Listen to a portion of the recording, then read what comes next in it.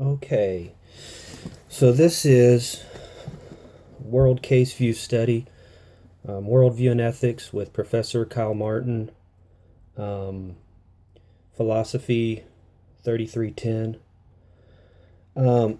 I chose to drink or not to drink as the case study. I know there's others that have posted it. I haven't read them, but because I wanted to approach this from my own viewpoint, but I didn't realize it was going to be that popular. So uh, just going to go for it.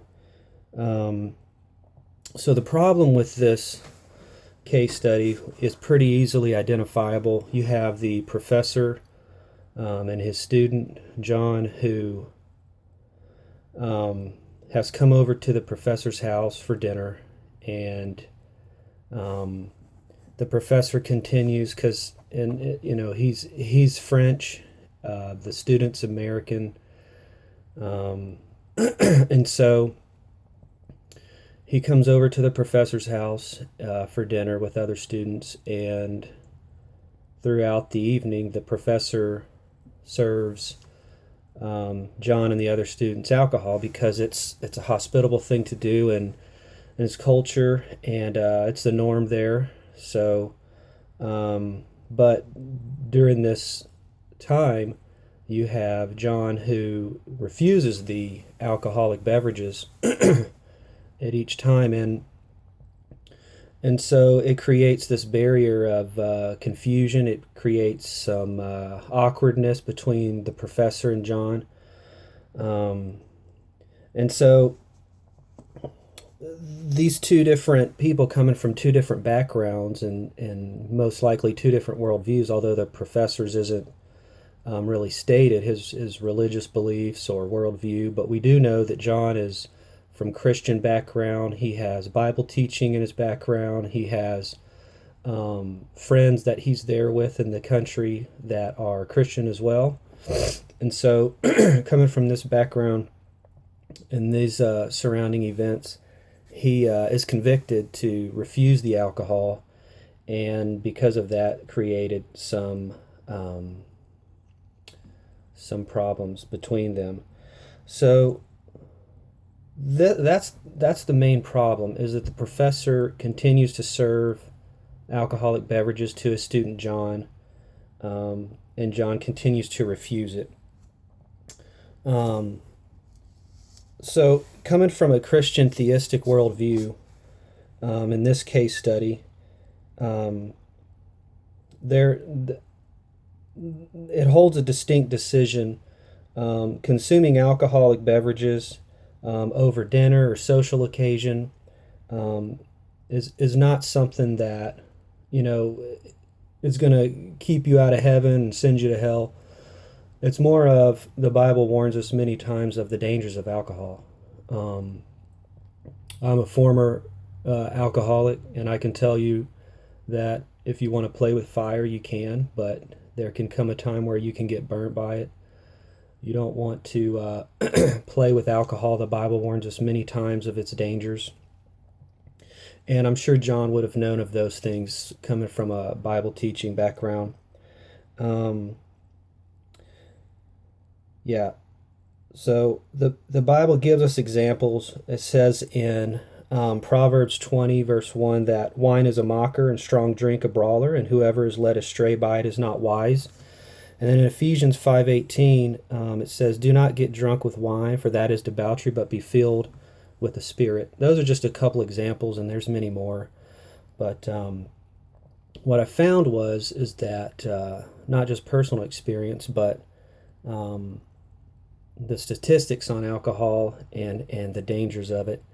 Um, According to the Centers for Disease and Control Prevention, 24% of adults 18 years of age have had at least one heavy drinking day, which comes from 5 or more drinks for men and 4 or more drinks from women in the past year.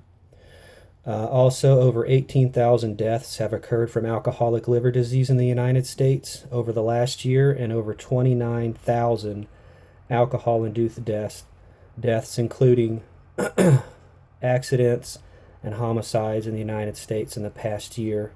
Um, when we add the world statistics to these alcohol related deaths, it just continues to increase.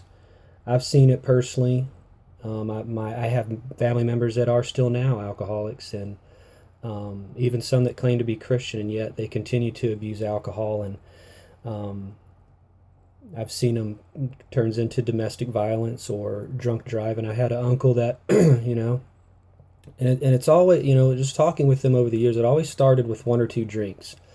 It always started, with a drink or over dinner at the ball game, and the next thing you know, they were drinking more and more, and it became a issue because one drink turns into two drinks and so on and so forth. Not many people can have control where they can just drink a glass of wine or beer over dinner. Um, at least not in my family, and the statistics show that it is a problem, and the Bible warns us of that. So I mean, I had an uncle that went out for a drink over dinner, and he had one too many, and he took his Jeep and put it into a tree, and he died instantly. And he left his wife behind with two sons, and they're without a dad. And I have an uncle now who's an alcoholic, and he denies it. He still claims, of course, he's Christian. I'm sure he believes in Jesus. That's not the issue here. The issue is the continued consumption of alcohol, and it's destroyed his life and many other of my family members, and it destroyed my life for a certain time. And I'm thankful that the Lord was patient with me and continued to work in my life in a powerful way, and delivered me from that. So some cultures, according to this case study, of course, they believe, like in France, that it's hospitable, and not just France, other places, they believe it's hospitable to serve alcohol to their guests. Maybe not so much in America. I mean, I wouldn't serve people alcohol until I got to know them, and maybe still not then. In France, it seems to be a custom, and in many other countries, to just go ahead and assume that they want the wine. And John continues to refuse it, and I applaud him for that. He's sticking to his convictions. And so, yeah, I think that is a smart thing. It's just dangerous, and it's gonna, he's coming from a Christian background, and he's been convicted, and I think that it can't be said that alcohol, serving it and consuming it, is acceptable for all people. There are some other worldviews, even in Islam, where they are not allowed to drink alcohol, and so they refuse it. So it could have been for many worldviews. So the solution to the alcohol serving and accepting of beverages that's created this barrier, I think it starts with communication, because in the story we never see, in the case study we never see that. They talk about it. It's just always the professor serves it and the student refuses it, and so there's no communication there. And I think that just in the business world for 16 years, communication is key. It's vital for success. It brings understanding, and it brings resolve. And I think that there needs to be that dialogue and conversation for resolve to happen. And so the professor continues to serve it, and the student continues to refuse it. And so so some of the solutions here, I think, can be some steps. I've taken these steps in the business corporate world when solving my team members' issues, and it's a pretty good step that I found success with it, and dealing with people from different worldviews, different takes on alcohol. Never had that the issue, but for other conflicts and issues, I found this plan to be a good means of finding resolve. And so the solution can be taken in a series of crucial actions involving both parties. To begin with, both the professor and student, they need to acknowledge the issue. That's where the communication begins. The alcohol has become the issue, and there needs to be an agreement that alcohol has created some sort of conflict between the both parties. Secondly, they both need to sit down in private and gather their understanding from one another. Why? The whys. Although they may disagree, they can still at least respectfully hear each other out and come to an understanding. And this can be done by each person respectfully taking time to get to know each other. Maybe not all in one night, but at least in a sitting, you can come to a better understanding, which can bring a lot of good things about. Can learn people's backgrounds, their beliefs, and their cultural norms. I think that if the professor would have understood John's perspective and what he's coming from, and John would have understand the professors, I think that a lot of good things could have happened from that, and I think that their relationship could have even grown from that experience. Um, the next step, I would say, would be to find possible solutions to the issue of the alcohol. And for example, you know, if John's going to continue to refuse the alcohol, then maybe there's another beverage that he can accept that would be agreeable, or no beverages at all, and just help the professor understand that it's not that he appreciates the hospitality, but it's not something he's not thirsty, or just something along that lines. Not a big Bible sermon on why he's refusing alcohol. I think there can be some things that are said that are appropriate there. And then finally, of course, a confirmation and recommitment from both parties upon the understanding that alcohol is not hospitably necessary for their relationship, and no negative action should be instituted. So they may disagree, but they can respectfully come to a conclusion that, this is something that is just not the best thing for their relationship.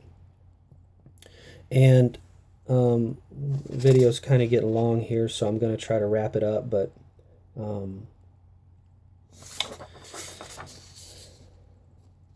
yeah, so I think that's the solution.